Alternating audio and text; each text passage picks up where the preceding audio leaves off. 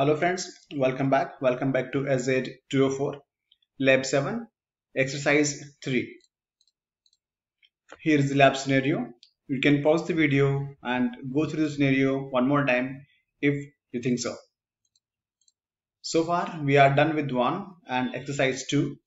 Here in this video we'll work on exercise 3. Okay, so that being said, let's begin the video. Okay, so here exercise 3, it says write function app code. Task 1 is to create key vault derived application settings. So for that we need to go to the resource group. We need to go and look for our resource group called secure function. From there we need to go and open secure function app, and then we need to go to the configurations option under settings section.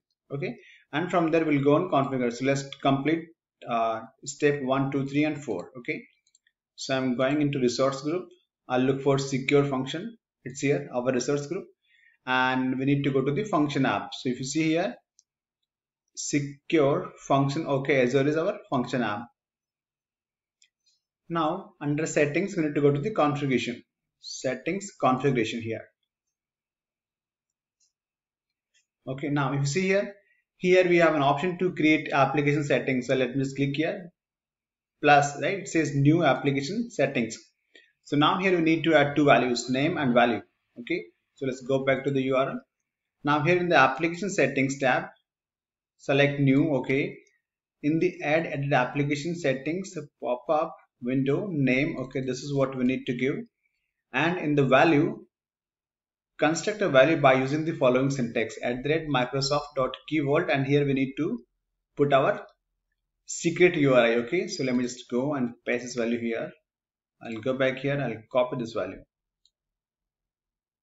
and okay, let me just go and open the notepad, this value. So I'll copy this particular value from here, and let me just go and update here, Control V. Now I'll copy the entire thing, I'll go back to the Azure portal and I'll paste the value here. Okay, so if you see, this is how it looks like, @microsoft.keyvault secret URI equals to the value that we copied earlier. Okay, now this is deployment slot setting. Let's go and verify. So here deployment slot settings text box to default value, so nothing to select. Click on OK, click on save, continue. It says updating web application settings is done. Perfect. Let's go back to the browser, save changes and continue. Okay, so here we are done with the task 1. Task 2, it says create an HTTP triggered function. So here we need to create a new function. Okay, so for that we need to go to our resource group. We need to go and open our, okay, this is the resource group name. We need to go and look for secure function app, and from there we need to go to the, from the app service blade, select the functions option. Okay, and then we need to go and click on plus add button. Okay, so what I will do is, let me close this one. I'll go and open our resource group, secure function, and then our function app, which is here. We need to look for functions, and then here we need to click on plus. Now from here we need to create a HTTP triggered function. So this is here, I'll go and select this one. Now we need to put the name, function name, and we need to select the authorization level. So we'll go back to the browser.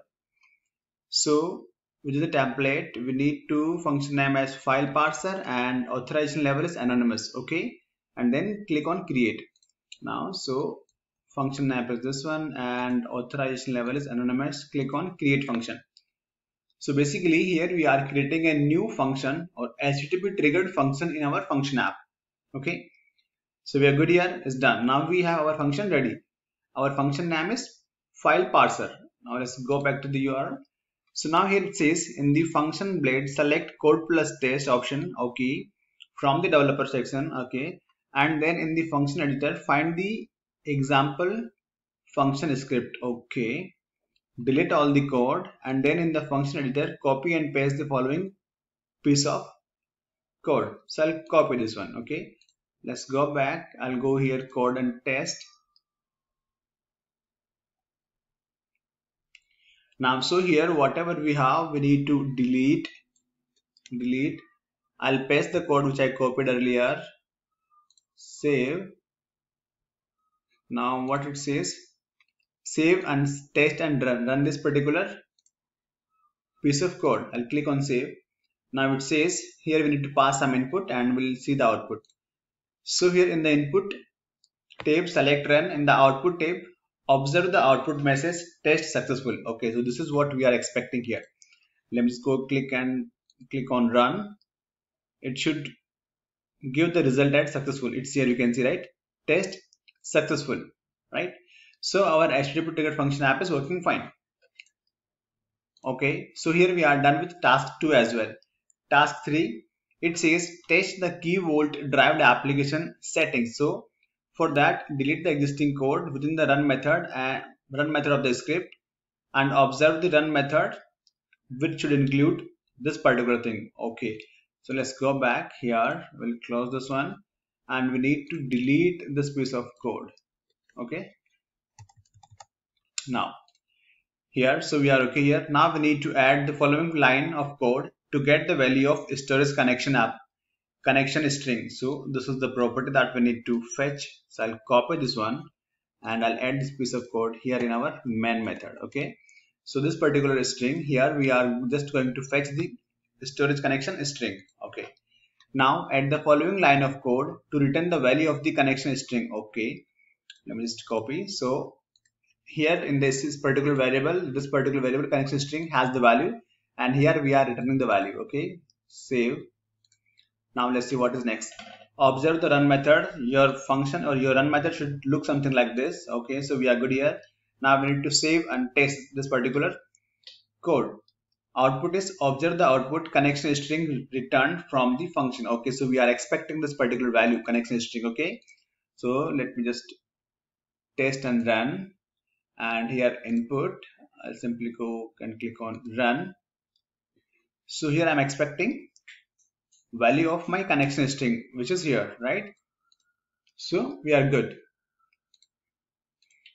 All right, so here we are done with exercise 3 review.